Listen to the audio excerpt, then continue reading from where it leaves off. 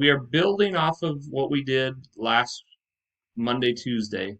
And one of the things that I think is important when you see a question like this, maybe even before you look at the problem, look at the question. It says, on what interval is f of x increasing? Well, if f of x is increasing, that means I need to figure out when is the derivative positive. And a lot of times, just by writing this right here, if this was a free response question, you would get 1 point for just writing that because you're showing knowledge of what it means to have it increasing. Now, notice they gave us the derivative here. So we don't have to do any work for that. All I have to do is set the derivative, which they already gave us, equal to 0, and then I'm going to solve. And I am going to go pretty quick because I'm assuming that the algebra piece should be something you're really comfortable with. And then I want to solve for x. Okay. Now, these points right here are considered my critical points. Right? And what we want to do then is we want to test those points in the derivative. So I'm going to make my sign chart. And then I have to check points between all the intervals just to see is it positive or negative. So maybe I'll pick -1 here. And it doesn't matter. I actually like to go to the factored form because that kind of, in my mind, if I'm testing a -1, well, -1 here gives me -3, -1 here gives me -5, a -3 times a -5 ends up giving me a positive derivative. And then I get to pick a point in between 0 and 1, or 0 and 4. Let's pick 1. What if I plug 1 in here? Well, 1 times 3 is a positive. 1 minus 4 is a negative. A positive times a negative is a negative. And then I get to pick any number past 4. Maybe I'll pick 5. So if I pick 5, 3 times 5 is a positive. 5 minus 4 is a positive. So I get a positive right there. And now the question is, on what intervals is the original function increasing? So notice, we don't know the original function, but we know the behavior of it. And we're looking for whenever the derivative is greater than 0. On delta math, you guys had a couple of options as to write this. So you could write, I'll show you the different ways to write this answer. Here's what I would do. Because this is a continuous polynomial function, we could go from -infinity to 0.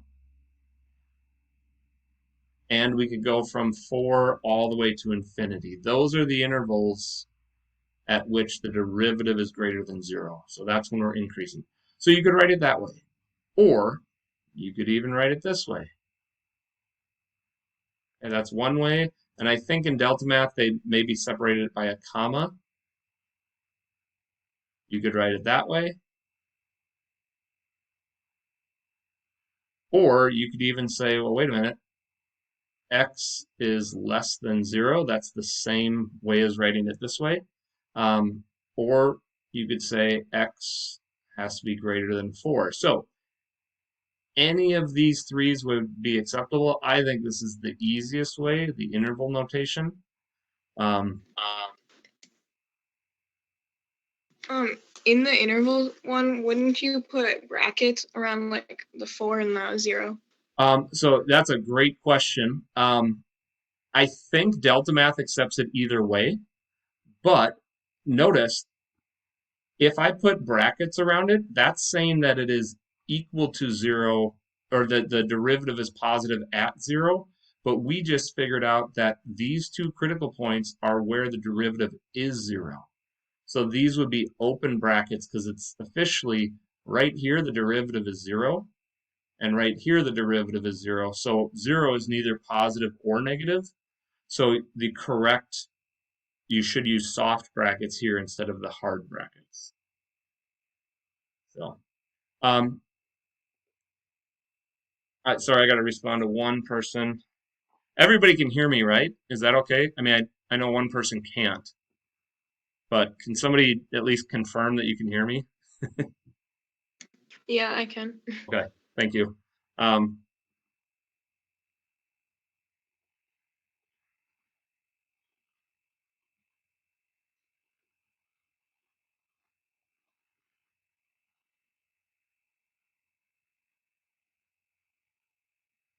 okay, so let's go to the next one here, and we're classifying critical points. So when we say classify, I purposely gave you a problem that we really didn't maybe see the directions yet.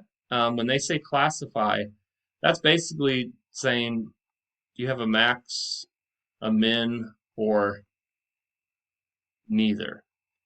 And then when I see the word critical point, or this should be plural, critical points, what do we know? Critical points occur where the derivative is equal to 0. And again, you would get points if you just said f prime of 0, f prime equals 0 for critical points. That's worth something. So it's important for you to be able to do that. Yeah, if you can't hear me, log back out and log back in. I don't know why.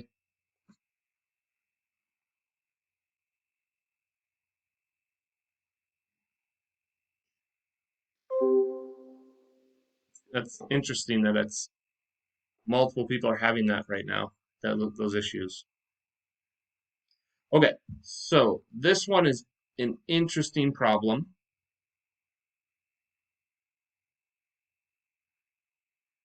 So what do we have to do? We have to find the derivative. Well, before I take the derivative of a square root function, I'm going to rewrite this so it's friendlier, right? Now I'll take the derivative, and this is a chain rule. So the 1/2 is going to come down in front. We're going to take 1 away.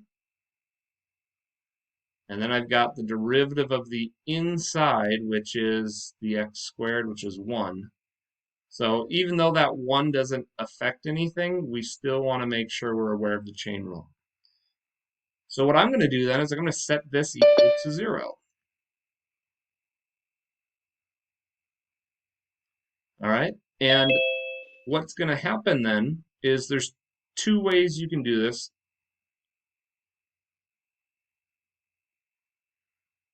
Personally, I don't like this 1/2 here, right? And it's equal to 0, so if I times both sides by 2, that's like 2 over 1. That's going to reduce that out. And 2 times 0 is still 0. So that 1/2 really doesn't have a play in our derivative. But then I've got this part right here, x plus 2 to the negative 1/2. Wait a minute, isn't a negative going to put it down in the denominator? And isn't the 1/2 going to make that a square root? So now, if I try to solve this, and I cross multiply, I get 1 times 1 is 1, and 0 times this is 0. Which means this is a false expression. So if that ever happens, because we should remember there is one other piece to this where critical points are. Critical points are equal to 0, or critical points are also where the derivative does not exist. And that's something that we have to think of. Well, wait a minute. Why does this not exist? It doesn't exist at a special point. So note, if x was equal to negative 2, that would make this whole function 0, which we're okay with 0, right? But x kind of has to be greater than or equal to negative 2. So that just is kind of confirmation that if we look at this point here,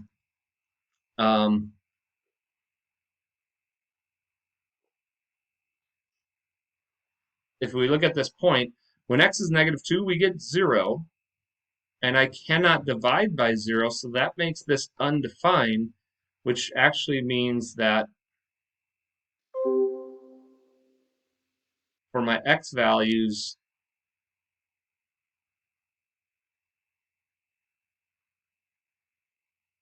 the derivative doesn't exist at -2. It's only going to work for values greater than 2. But notice there's an interval. So kind of all this work was just to check to see if there were critical points. And in this case, there are no critical points. But we still have to test the endpoints. And this was kind of the last problem that we did here.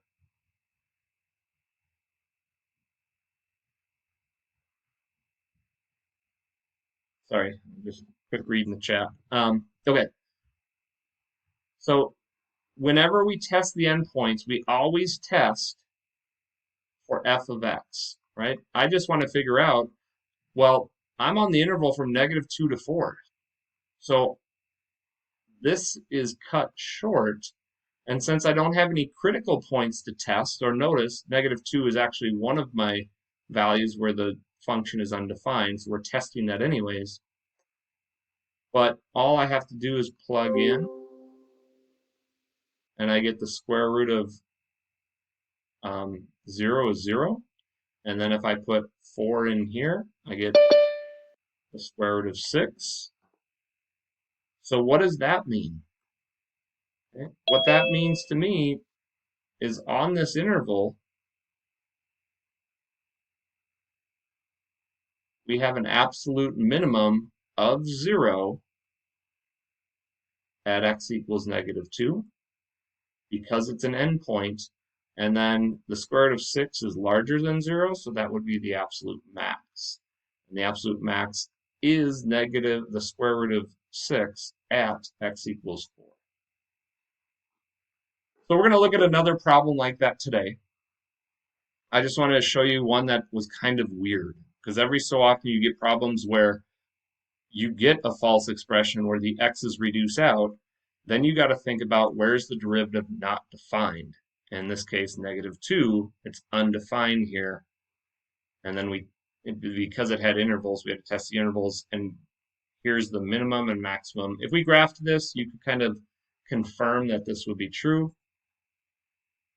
Okay, quick review. Actually, can you guys do me one quick favor? Okay, so what I'd like you to do right now, we're going to take a couple minutes, and hopefully you did this yesterday, but I just want to make sure that you're on there.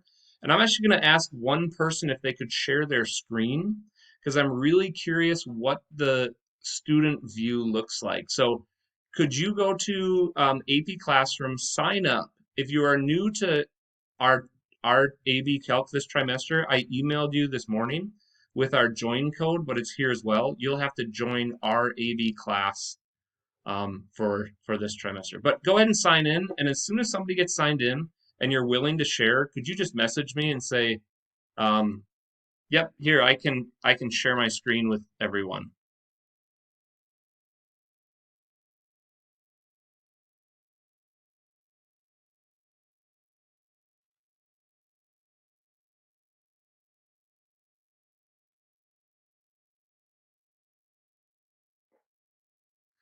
And this is just a buildup of what we've been talking about. There's something called the extreme value theorem, and it sounds really important, but I just want you to know it's kind of common sense. So we're not going to write this down, but it just says, here's the hypothesis. If f of x is a continuous function on a closed interval from a to b, so if you have a continuous function on a closed interval, look at all the options here down in this graph. See how it's a closed interval, it's continuous. Well, every single one of them has to have an extreme value. There has to be an absolute max and an absolute min for every part. And that's what the extreme value theorem says, which is kind of common sense, right? So here is the absolute highest point, so that would be the absolute max. And here, which is an end point, is an absolute min, right? So that's one example, but it's continuous and closed, so therefore a max and a min has to exist. Well, in this case, look at this problem. The absolute minimum is an endpoint, and the absolute maximum is an endpoint. And if we were to graph the warm-up that we did, the second warm-up, it would look somewhat similar to this problem. And the endpoints end up being the max and the min instead of one of the critical points like this first graph. And then same thing here. You can see the absolute lowest point on this graph is a min, so that's an endpoint. But the absolute maximum is a critical point right here. So we're not going to really use this a ton, but if you ever see extreme value theorem, it's saying that on a closed interval, there always will be a max and a min. And sometimes they're critical points, sometimes they're endpoints. All right, and then basically I do want to point out this one little graphical piece here. It says evaluate all extrema. So extrema is just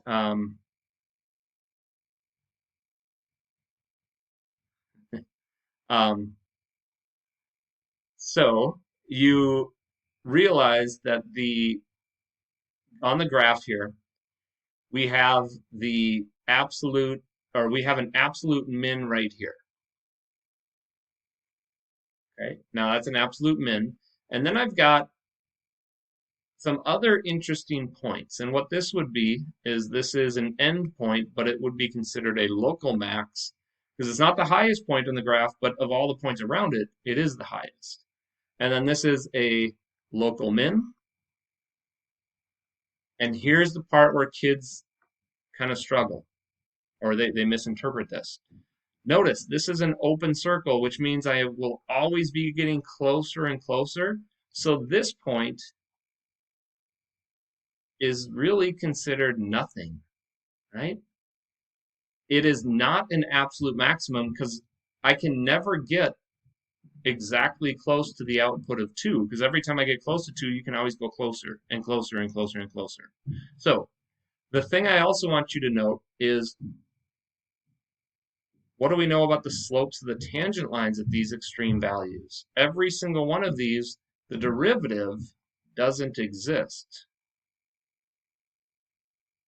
And that's important to note, is because the slope on the left is not equal to the slope on the right, derivatives or critical points can occur when the derivative does not exist. So that's just a visualization of things that will come up. All right, here's what I want you to write down. And this is just a quick recap. So actually, this slide, it's up to you.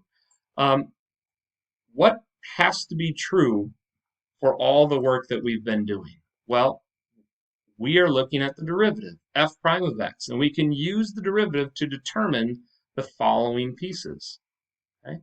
Well, what has to be true for the derivative if critical points exist? The derivative has to equal 0, or, as we saw in the warm-up, critical points can also be present if the derivative does not exist. And that was also in that graph. If it's a corner, a cusp, the derivative doesn't exist, but there's still critical points. So then for a maximum, okay, how do we determine if there is a maximum? Well, f prime of x changes from an increasing to a decreasing function. Some people like to think of this as the sign chart. So let's say I have a critical point right here, and I go from positive to negative. Right? Well, what's happening? My graph is going from increasing to decreasing, which means this point right here is a max, and that's what we saw the last time we met.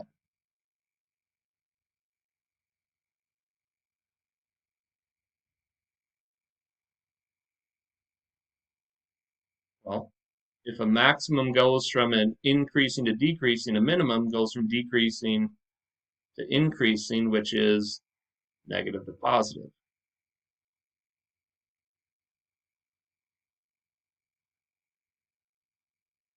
You already have this in your notes from before, but it's just a nice recap. So if I have a negative to positive derivative, that's the minimum, and the reason why is because I would go from decreasing slopes to increasing slopes.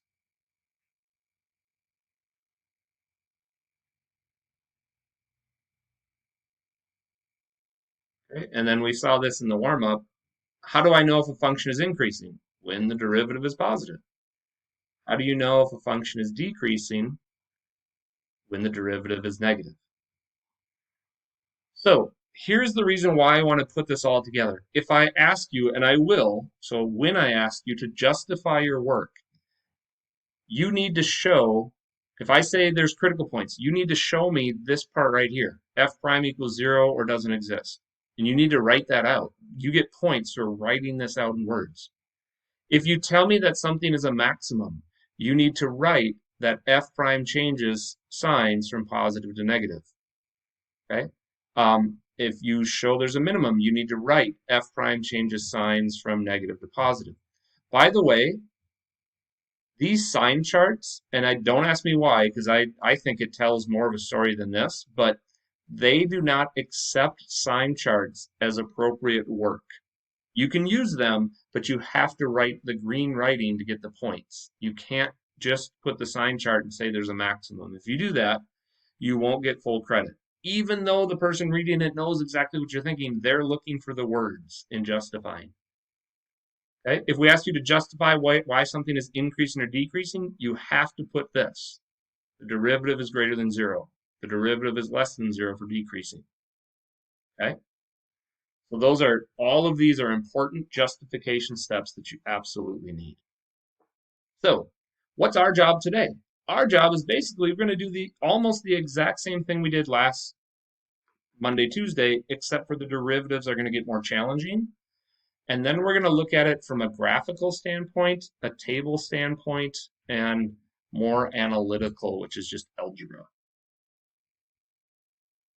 All right. Don't write this one because this is a calculator question, but I want you to grab your calculator and we're going to just work through this together.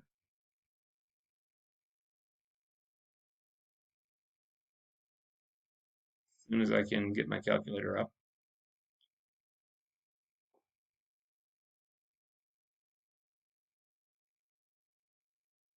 Okay, so applied motion. Remember, motion is the same as just your position, derivative, and second derivative. And we're going to use the same justification.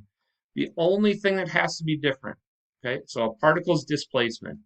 Displacement is the same as position. So position is my x of t graph.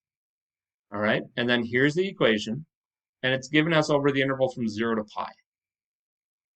Now, this should say when.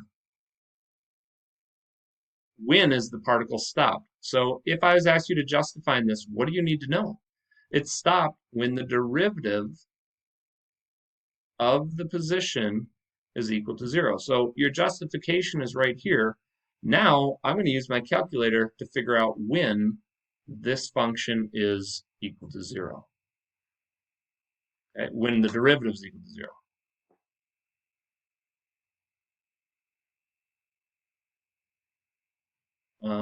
That's not what I want.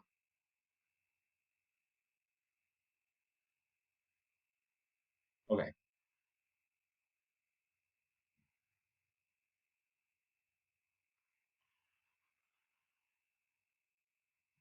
There we go. So I'm going to take this and go to y equals. And we're going to type in the original function into y1. Make sure you're in radian mode as well. But I'm going to go e to the sine of x squared.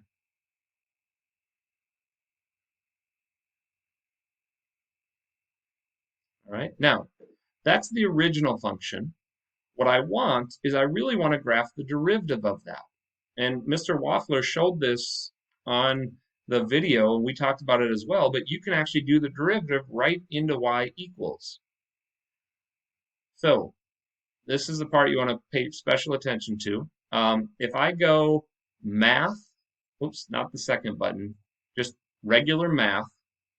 So hit the math button and select option 8, n derivative. Okay, and now it's going to put the derivative of, we're always going to do the derivative of x, so d dx. And then I want to pick the function y1. Now you could rewrite this right in here, but instead of doing that, the vars button and pressing over to the y vars allows me to find y1. So I just plugged in y1 right there. And then we don't want the derivative at a point. We want it for any point. So we're going to say x equals x.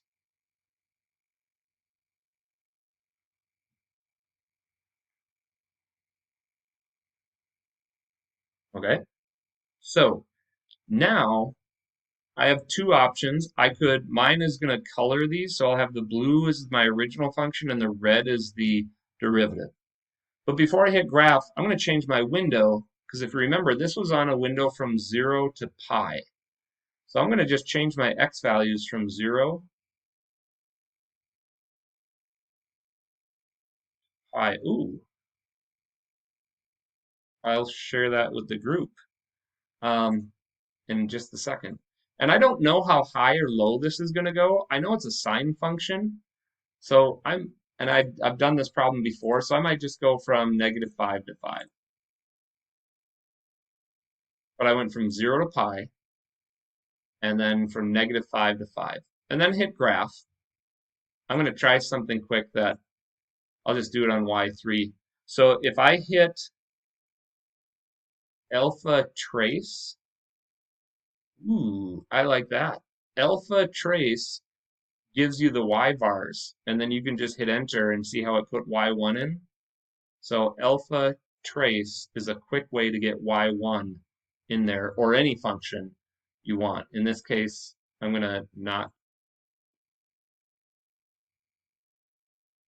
do that, and I was just testing that. Okay, so go ahead and hit graph, and you can see the blue function. The blue function is my original function. I want to figure out when is this graph stopped. Now, I don't love this graph, so I'm just going to change my y max and min a little bit. I'm going to change my window to see a little bit higher. Maybe I should have done -10 to 10. But we don't technically need this for this part of the graph. Okay, now the red function is the derivative. I need to figure out when is the derivative equal to 0. Well, it's equal to 0 at a couple of spots. It's equal to 0 right here. It's equal to 0 right here, here, and here. So I'm going to use the 0 feature, second calc, and we're going to find zeros of the red function. Now I already kind of know that this is 0, so I'm not going to do this one, but notice how I'm on the blue function. So instead of being on the blue function, I want to press down or up, and that'll get me to the red function, the derivative. And then I'm going to pick the 0 right here. So remember, when you do a 0, I have to go to the left of that and hit enter. And I have to go to the right of that and hit enter. And that will find that 0 right there. So that's my first answer. When is the particle stopped? Well, when the derivative is equal to 0, my first answer is at 1.2533. Actually, I think I wrote this down.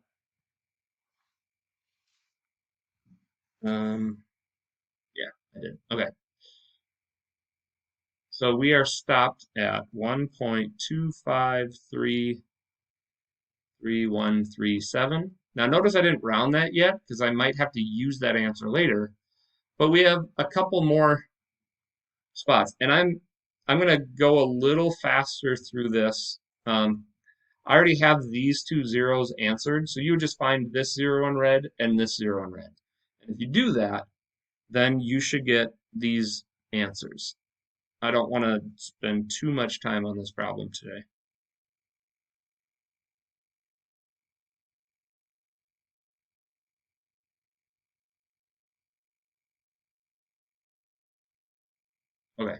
So where is the particle stopped? It's stopped at these three values. Why? Because the derivative is equal to 0.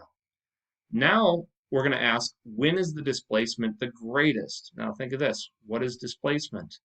Displacement is position. Okay? And when is the, where is the displacement the greatest? Another way to say greatest is, where is a maximum? So we're going to go back and evaluate this graph. I'll answer, somebody just asked a question quick. I'll answer this. So if I go second calc and I want to find the 0, and I do the same point I just did, I have to make sure I'm on the red graph. It says left bound. I just hit the left arrow, so I'm to the left of the 0 that I want to find. So see my cursor went up. So I'll hit enter. And then for the right bound, I have to go past that 0 to the right of it. So in this case, I'm going down. And when I hit enter, it'll give me that 0. And if you need, we can talk more about this a little bit later. But now let's take a look at this graph. And I just want to show you, I want to be able to write on this. So I want to show you how I would approach this in my calculator, but answer, when is the particle's displacement the greatest? Well, let's look for maximums. Now notice I'm looking at the red function, and here the red function goes from positive to negative, and there's a 0 right here. Well, I go from increasing slopes to decreasing, which is a maximum. And do you see the blue line? If I follow that up, see how this point right here on the blue graph is the maximum? The reason why is because we go from increasing to decreasing slopes. So look at this point right here. I go from decreasing to increasing slopes in red. But on the blue graph, that's a low point, so this is a minimum. And then the other 0 on the red goes from increasing to decreasing. So on the blue part, that's a maximum. So what do I know about my zeros? Well, the first 0 we found was a max. The second 0 was a min. And then the third 0 was a max as well. But when is it the greatest? Right? When is this the greatest? We don't know until we check the y values.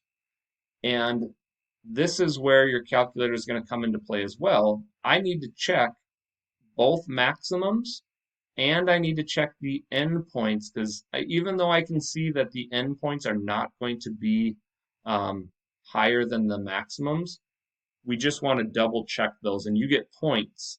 You get credit for testing the endpoints. All right, so let's show you how to do that.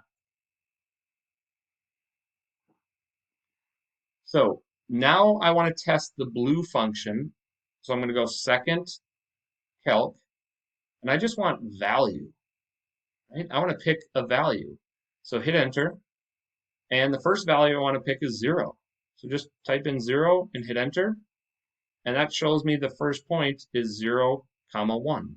I'm going to put this into a table here, but I want to just find the points first. All right, then go second calc and go back to value, and we want to test the next maximum, which is right up here. So I'm going to type that in, 1.2533137, and there's the output. Okay, so this is as high as 2.718. And then I want to check the other maximum points. I'm going to go back to calc value, option 1. And we're going to type in the other one that was a maximum, which was 2.8. 0.24954. And you'll notice that's actually the same value as this one. So we have 2 maximum values, which means you could say we have no absolute max, or you could say we have 2 absolute max because their values are the same. And then just to make sure, I want to check the endpoint, and that was when x was equal to pi. So I'm going to check the value at pi. So go second, the caret symbol is where pi is, and then you can see that value. Okay, so on this problem, I'm not going to take time and write that out, but we could then conclude we have two absolute maxes, and then we didn't check the min, but it is officially the lowest point, so that's an absolute min. So we kind of made all that information. All right, last thing I'm going to show you, and I'm just going to highlight, is if I'm looking at the red function here, when is the original function increasing? Well, what if I didn't have the blue function on there and I only had the red derivative? When is it increasing? When the derivative is greater than 0. So look at this. This whole point, oops.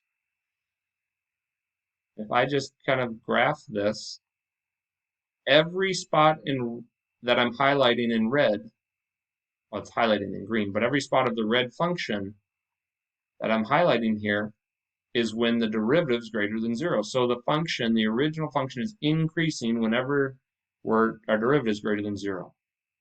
When is it decreasing?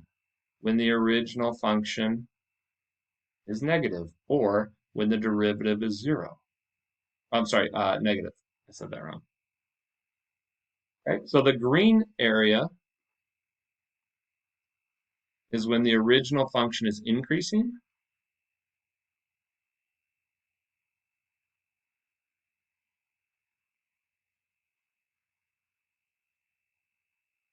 And my reason why is because our derivative is greater than 0.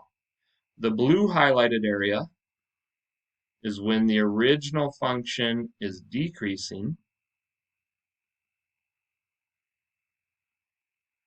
which means the derivative is negative. Now there's one extra piece. This was displacement, right? This is motion. Now they didn't tell us if we're moving left or right or up and down, but let's say that we're moving left or right. Well, what do we know? If the derivative is greater than 0, we also know that this function is moving to the right anytime between this interval here and the maximum, and then between the minimum and maximum, it's moving to the right. And then we know it's moving to the left when the derivative is 0, which is any of the blue highlighted pieces. So all these things are starting to come together, and it's not easy at all to interpret this, but that's the goal today. Okay, we're going to do this one pretty quick. This is actually an old AP question, and this is a no calculator word, and it gets challenging, not because of the content, but because of the algebra. So you don't have to write down the the multiple choice part, but go ahead and write this question. What are all the values for x for which the function f is increasing? So if I'm doing this problem and I want to make sure I get 100% of the work, the first thing I'm going to do is say, what do I know about the derivative when f is increasing? It's greater than 0. If you write that, that's worth points, right? Even if you can't do the work, you still can get points by saying, I know what this means. All right, and here's the challenge. We have to take the derivative of this.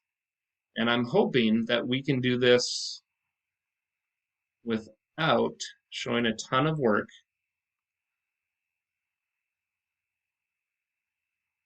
But notice we've got two things. We've got a function u times a function v.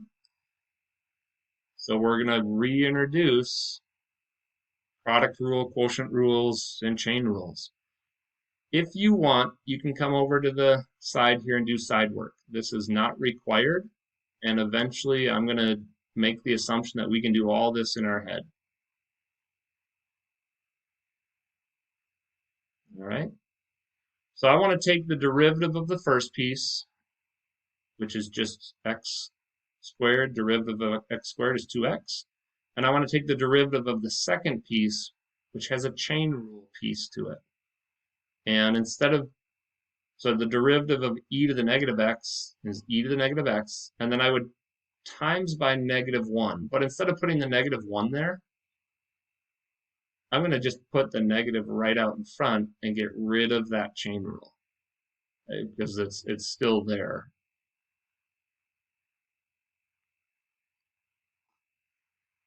All right, so now let's do the derivative. And what do? We take the derivative of,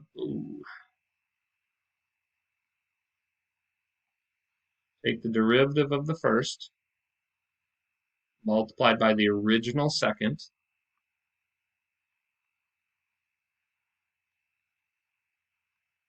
plus the derivative of,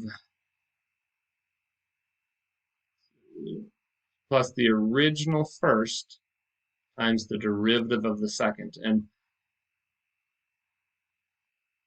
there are different things algebraically you can write to make this a little more simplified, but right now I'm just going to leave it like this. Okay. Now what do I have to do? I need to find the critical points. I got to figure out where the derivative is equal to 0. So I'm going to take and put the derivative as equal to 0. And here's the part where kids kind of freak out. How do I solve this without a calculator? Okay, this is a no calculator question.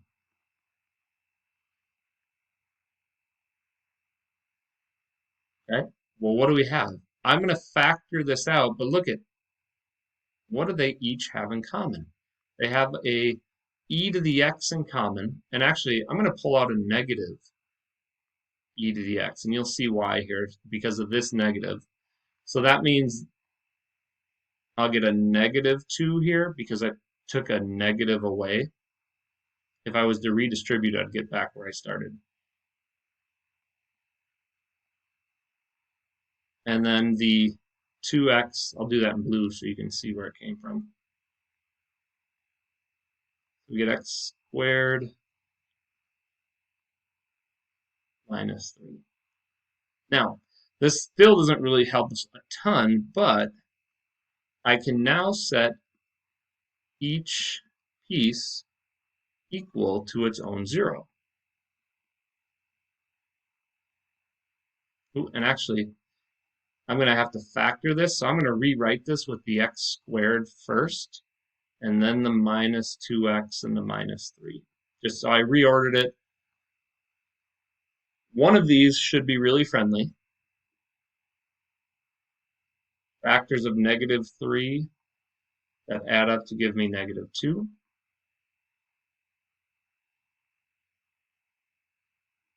And we know the answers of those two pretty quick.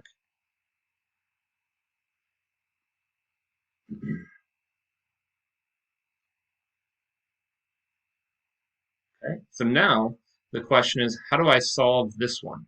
Well, you have a couple of ways to do it. You might realize that e to the x, if it doesn't matter what value I put in here for x, it will never equal 0. So in that case, that tells you you can't solve this. But if you don't recognize that, a lot of students are kind of more algebraic. If I try to solve for x, watch what happens. I'll divide by negative 1. And then the only way I can get rid of e is if I do the natural log of both sides. And when I do that, I get negative x over here, but then I get the natural log of 0, which doesn't exist. So this part is not going to have any control on the zeros of my graph. So the only potential critical points came from the algebraic piece. Okay, so notice the similarities to all the work we've done. We set the derivative, we found the derivative, we set it equal to 0, we used algebra to solve. Some of it was algebra 1 work, some of it is pre-calc work. And now I just need to test. I need to take negative 1 and 3, and I need to test those critical values in my sign chart, just like we did before. My advice is we're only concerned about the sign. So I'm going to take the factored form right here of the derivative and just test some values. Okay, so and this is the way I think of it. if I take a negative infinity, right, and I plug it in here, if I put negative infinity right in here, I'm going to get a positive for this part. If I take negative infinity and I square it, I get a positive, and the minus 3 isn't even going to control it. So this whole piece is positive. E to the x will always be positive, but then the negative out here says it's negative. So a negative times a positive tells me that derivative is negative. And then I need to pick a spot in between, and 0 is really friendly. If I plug 0 into this part, this will be negative 3. If I plug 0 in here, I get negative e to the 0. Well, e to the 0 is 1, so I get a negative and a negative. That's going to be a positive. And notice, I'm not showing any work for checking. I'm doing it all in my head. And then here I need a number greater than 3. What about positive infinity? That kind of just focuses on the signs. If I plug positive infinity here, I get a negative. Positive infinity squared, now this is going to be bigger.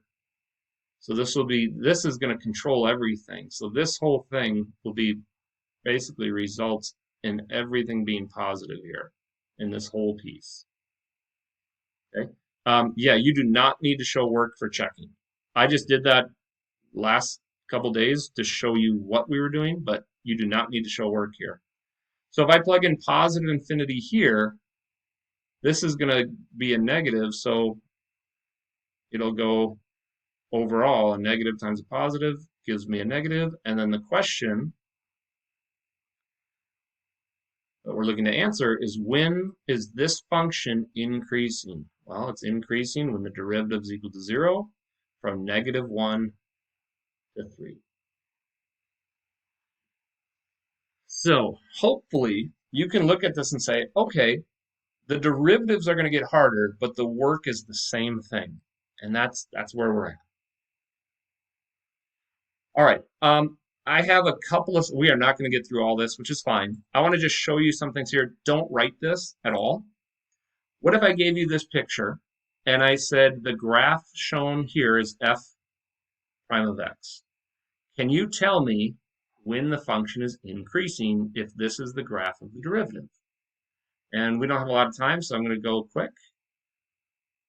Anytime that my derivative, because this is the derivative graph, is positive, it's increasing. So to answer this question, we know we've got critical points at 0 and 4, and my derivative, this is the graph of the derivative, goes from positive to negative, and then negative to positive.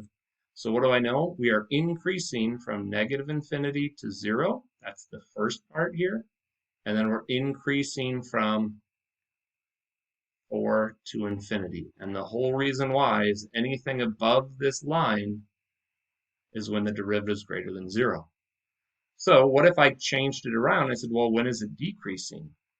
Well, original function is decreasing when its derivative is negative. So it would be decreasing between 0 and 4. So f of x is decreasing between 0 and 4. And the reason why? Because its derivative is below 0. It's negative. And then we could also make justifications here. They didn't ask us to, but notice I went from increasing to decreasing slopes. So then there's a max here. And I went from negative to positive in the derivative. So there's a minimum. So that graph can tell us everything we need to know about this function, the graph of the derivative. All right, here's another one, just really quick. Again, don't write this. But if I ask you on what interval is f increasing, one of the biggest things you need to do is check what type of graph am I looking at. This is the graph of the derivative. So if I was doing this problem, this was a free response question from 2017. I need to justify. Here's my justification. All I have to do is write f prime of x is greater than 0. That's the justify part.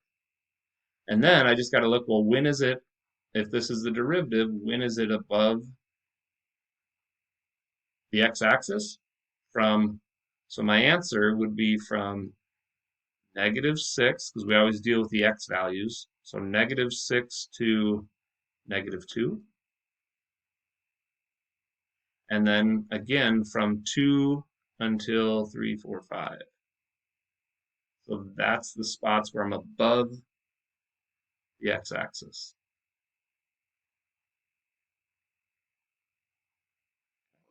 So we're just changing our thinking about, we're going to skip this one. All right, and don't write this. I know we spent a lot of time on the calculator, which was good, but I want to show you something here. So find where the function, um, find where the function is increasing. I didn't finish this. Where is the function increasing? And this is numerically. So let's get rid of that because that doesn't make sense. But what do we have? The function f is differentiable for all real numbers, and its derivative has exactly 2 zeros. Select values of f prime are shown in the table below. So notice, the first thing I'm asking myself is, what information is this? It's the derivative. And what do I know? I know that there's a zero derivative at x equals 0 and 4. So if you wanted to do this one, you could set up a sign chart. And let's look at this. At x equals 0, my derivative's 0. At x equals 4, my derivatives are 0. So I've got critical points at 0 and 4. Right? And I might even say critical points. Critical points. That's when the derivative is equal to 0. Well, look at the derivative to the left of those. All of these numbers are positive. And look at the derivatives in between 0 and 4. They're negatives. And look at the derivatives past that. They're positives. So what intervals are where f is increasing? It's increasing anytime my derivative is greater than 0. So if I was going to answer this, I would say f is increasing on the interval from -3 to 0 with soft brackets because we know it's equal to 0 here. Notice how I didn't say negative infinity. I don't know, and they don't tell me anything other than the information in the table. So I can only use the information. I can't say positive infinity because we don't know what's happening after 6. Okay, now here's my answer, but why? Because f prime of x is greater than 0. There's the justification. Okay, so notice it's all the same thing, it's just how we interpret it differently. But this is really important to talk about right now. What if I gave you this table? Okay, can we still make the same conclusion? Well, we can only use what the table's telling us. We have a derivative. I have one zero derivative, and I go from positive to negative, but then I don't have a 0 here. You cannot assume the values in between. So we don't know, and that's the biggest thing about tables. So hopefully you're really making a connection here.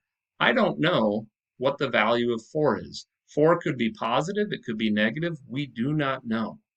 So you can only use the information in the table. You cannot make assumptions of the points in between. So in this case, since I only have 1, 0, I don't know, because I go from negative, negative, and then I start going positives in my derivative. I cannot conclude anything about this.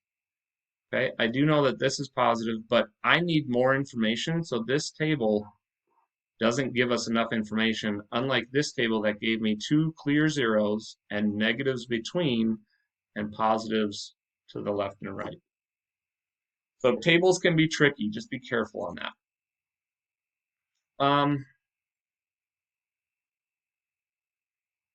All right, I got one last problem that I want to show you, and I would like you to write this down. For what values of k does f of x have a relative maximum? So this is kind of working backwards. And I want to show you how my brain thinks about this problem. So we know that there is a relative maximum at 10. Now, what is this? This is at some x value, the y value is 10. Well, if it was a relative max, that means that at some point,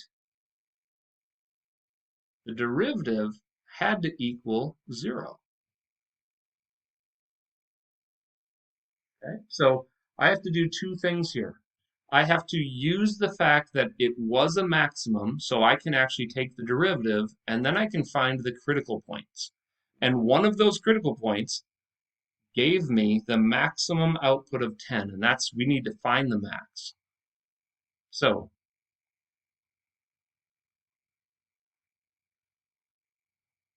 let's find the critical points first. We're going to take the derivative, just like we've always done.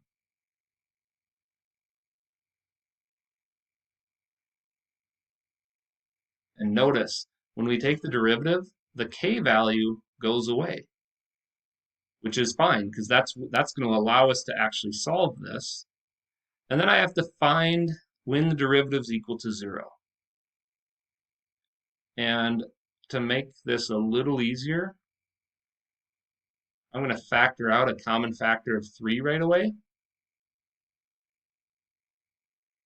And if I just divide by 3, that gets rid of, I could just divide everything by 3, but that makes this a much friendlier problem because now I'm just factoring what's on the inside. Factors of positive 3 that add up to give me negative 4.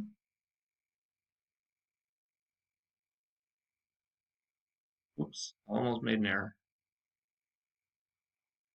I get 2 answers. Now the question is, which of these x values was the relative maximum? So I need to check my sign chart so I can confirm which one is the maximum. And notice, all of these are factored forms of the derivative. So I'm going to take the one that's easily factorable and just test those points. Right? So what if I plug in 0 here? 0's past 1. If I put in 0 here and here, I get a negative and a negative, which is positive. And I know I'm going a little fast. We don't have a lot of time left. So, well, what if I plug in 2? Well, 2 minus 3 is negative 1. 2 minus 1 is positive, so I get a negative times a positive or a negative. And then what if I plug in a number past 3? What if I check 4? 4 minus 3 and 4 minus 1 is a positive and a positive. So I now know that if I go from a positive slope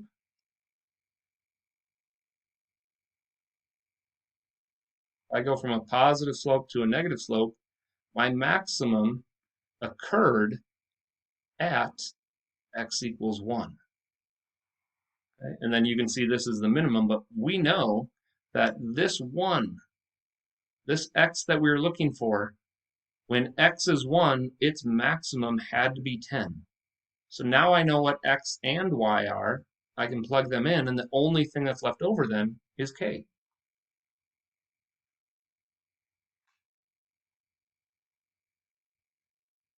So I'm using that information to find k. I know x is 1. I know the maximum, the y value is 10.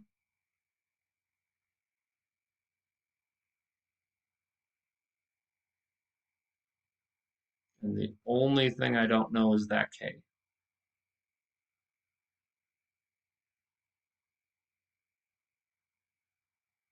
So we know that f of 1 is 10. And then all the rest, you don't need to show any work for this.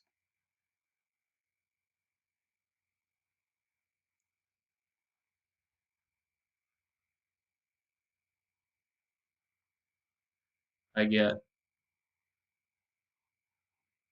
k is equal to 6. Okay. So I know that was really fast, but I wanted to make sure we got through that one. So what did we do? We just took the derivative, set it equal to 0, found the critical points, we tested the critical points, and we found which one was the max. And then we looked at where is the max occurring. It's occurring at 1. And that was the missing piece. What x value gave me 10? It was 1. So then I used the 1 and plugged it in, and we were able to find the missing variable k.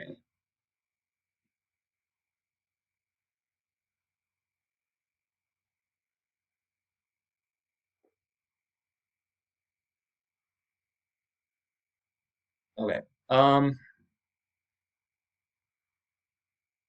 We're going to skip that one. We don't need to do it. So here's your homework. It is on the AP Classroom. You logged in. You hopefully saw it. Unfortunately, it is not titled what I had thought it was.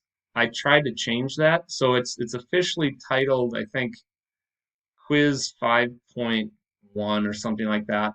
It's the only one that's assigned. There's 11 questions. Do them. Some of them have tricky algebra, and I have the answers. Unfortunately, I can't post the answer key to this because it's an AP Classroom, and that's a secure site that I can't post their work from, which is unfortunate. But I have my answers written out, and I can show them to you. If you stop into an office hours, we could talk through some problems. So when you're done, submit that work, submit your handwritten work to Schoology, and there's an assignment that's in today's folder. That's all I got. Have a good one. I will be available from 1 to 2 in my office hours if you have any questions.